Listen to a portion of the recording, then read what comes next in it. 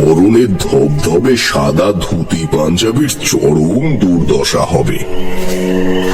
একদিকে এত দেরি হয়ে যাচ্ছে, ওদিকে গারোয়ানের কাঁপা কাঁপা গলায় বলা কথাগুলোর মনে পড়ছে খুব। হঠাৎ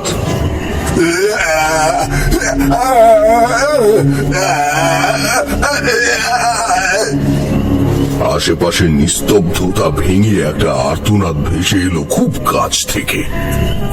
গলাটা আমার চেনা, এ হলো গিয়ে সেই গারোয়ান লোকটার গলা। এরকম একটা গ্রামের সীমান্তে আমায় একলা রেখে যাওয়ার সময় তার চোখেও আমি দেখেছিলাম একটা অস্বস্তি, একটা চাপা আতঙ্ক। আগেও বলেছি, যখন আমার বয়স ওই 22 কি 23 ছিল, গ্রামের বটতলায় এক সন্ন্যাসী আমায় একটি বিশেষ ক্ষমতা দিয়েছিলেন, যে কারণে আসন্ন যে কোনো বিপদ আমি টের পেয়ে যাই আগে থেকেই। মাধব ঘোষের বাড়ি ও বেতালের গল্প মনে আছে নিশ্চয়ই তোমাদের? হ্যাঁ, মানে ইনি তো সেই সন্ন্যাসী যিনি বলেছিলেন আপনার কপালে তন্ত্র সাধনার চিহ্ন আছে, তাই তো ঠাকুর মশাই? ভালোই মনে রেখেছো দেখছি। তা বেশ।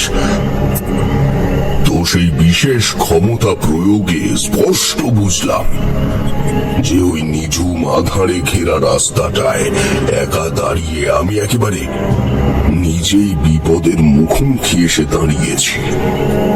তখন কি মধুসুন্দরী দেবীর আবির্ভাব ঘটেছিল আপনার জীবনে?